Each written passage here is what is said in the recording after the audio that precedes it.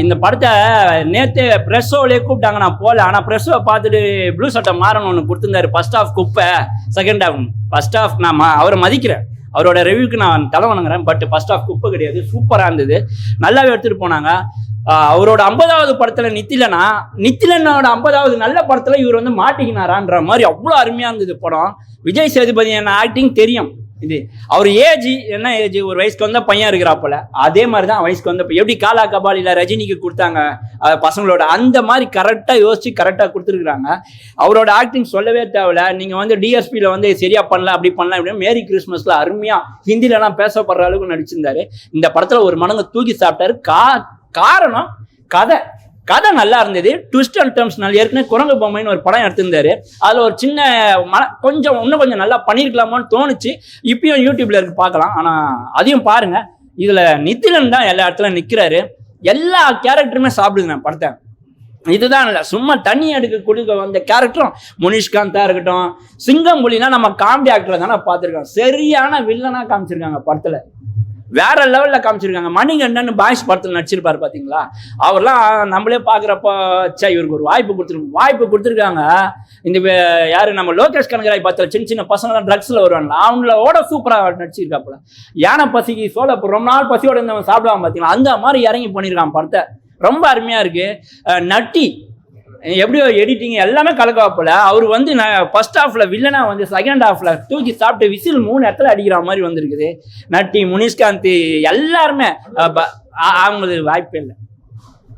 லேடிஸ்க்கு இங்கே ஒன்றுமே கிடையாது, சும்மா அவங்களுக்கு ஒரு பிஜிஎம் கூட கிடையாதுன்னு வச்சுங்க. ஒரே ஒரு பொண்ணு, அவங்க பொண்ணு, அதுக்கு மட்டும் முக்கியத்துவம் கொடுக்கலாம்.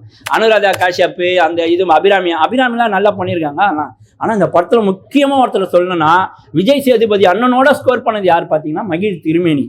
படத்தை அடித்து தூக்கி லாஸ்ட் கிளைமேக்ஸில் அந்த ஆள் வில்லனுக்காக கண்ணீர் சிந்துற மாதிரி பண்ணி படத்தை அருமையாக முடிச்சிருக்காங்க. ஆனால் எங்களை மாதிரி நிறைய படம் பார்க்குறவங்களுக்கு தெரிஞ்சிச்சு கிளைமேக்ஸு இது வந்து இவரோட அப்படி தான் வரும்ன்ட்டு. இருந்தாலும் அது எப்படி முடிக்கிறாரு, நாம நினைச்ச மாதிரி முடிக்கிறாரானா அது இல்லை, வேற மாதிரி முடிச்சது வந்து ஒரு டைரக்டர் டச் அங்கே இருந்தது. ஒரு கை தேர்ந்த டைரக்டருக்கு பண்ண முடிஞ்ச விஷயத்த அவர் பண்ணியிருக்கிறாரு. எனக்கு இப்போ விட்டீங்கன்னா யார் கூட ஃபோட்டோ எடுப்பீங்கன்னா, மகிழ் திருமேனியா, விஜய் சேதுபதி அண்ணனா, நட்டியா, எல்லாரையும் இல்லை முதல்ல நித்திலன் கிட்ட ஒரு ஃபோட்டோ எடுத்துக்கிறேன். இப்படி ஒரு ட்விஸ்ட் அண்ட் டர்ம்ஸோட இவ்வளோ எங்கள் தமிழ் ஃபீல்டில் இப்படி கொடுக்க முடியுமா அப்படின்ற இந்நேரம் அவர் வீட்டில் ஒரு 4-5 நடிகரோட கார் நின்று இருக்கும்னு நினைக்கிறேன். அவ்வளோ அருமையாக பண்ணியிருக்காரு படம். ஆமாண்ணா, அதை சொல்ல முடியாம தான் நான் வந்து வேற மாதிரி எடுத்துட்டு போறேன். ஏன்னா அது அந்த இடத்துல நம்ம ஃபீல் பண்றதுக்கு தான் அந்த 200 ரூபான்னு நினைக்கிறேன். அந்த கிளைமேக்ஸ்ல நம்ம சாப்பிட்றோம் பார்த்தீங்களா, எந்த சாப்பாடுமே லாஸ்டா சாப்பிட்றப்பதான் அதுதான் நம்ம உமிழ்நீரில் அப்படியே நிற்கும் லாஸ்டா. அந்த மாதிரி இந்த படத்தோட எசன்ஸ் லாஸ்ட் கிளைமேக்ஸ்ல தான் இருக்கு. அதனால அதை சொல்ல விரும்பல, அதை வந்து பாருங்க. கண்டென்ட் ஒன்றுமே இல்லை. நான் கூட இதில் சாவடிச்சிருவாங்க, உள்ளே பூந்து அடிச்சு ரேப் பண்ணுறாங்கன்னா, நான் போன வாரம் வந்த தண்டுப்பாளையம் மாதிரி எதனா ஒன்று தீவின் வந்து வச்சிருவான் நான் பார்த்து தான் நினச்சிருந்தேன். ஏன்னா ப்ளூ சட்டை அப்படி தான் சொன்னாப்புல. ஆனால் இது தமிழ்நாட்டில் நடக்கிற கதை, சென்னையில் நடக்கிற கதை. முக்கால்வாசி போரூரில் காமிக்கிறாங்க. அசோக் நகரில் முடிவெட்டுற கடை வச்சிருக்காப்புல, பாலவாக்கத்தில் அவரோட வீடு இருக்குது. அந்த மாதிரி அழகாக எடுத்து இங்கேயே சென்னைக்குள்ளேயே அழகாக பண்ணியிருக்காங்க கதை.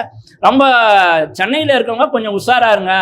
எப்படி இருக்கிறவங்க கூட எந்த வேலை வேணால் பார்ப்பான், கடை வச்சுக்கிறவங்க கூட நைட்டில் போய் திருடுவான், எது வேணால் யார்கிட்டையும் பெண் குழந்தைங்கள அவ்வளோவா பழக விடாதீங்க. அந்த மாதிரி சப்ஜெக்ட்ல கொடுத்துருக்காங்க.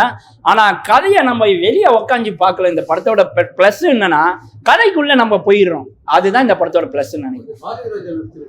பாரதி ராஜா வந்து சும்மா அவங்க அப்பா மாதிரி ஒரு கேரக்டர் ஒன்று கொடுக்கணும், மரியாதைக்கு ஃபர்ஸ்ட் ஹாஃப்ல எடுத்துட்டு போனோன்ட்டு ஒரு 4-5 நாள் கால் ஷீட் கொடுத்துருப்பார் போல இருக்கு. அவ்வளோதான், மற்றபடி ஒன்றும் பெருசா இல்லை பாரதி ராஜா.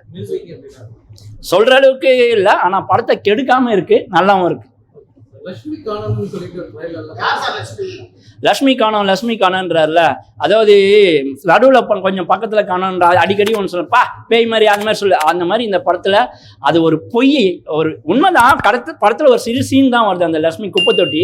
பட் அந்த பொய்யான கருவை பல தடவை சொல்லி அதை பொய்ய சொல்லி வேற விஷயத்த கண்டுபிடிக்கிறாரு, மற்றவங்களை ஏமாத்துறாருன்றது தான் கதை. நன்றி.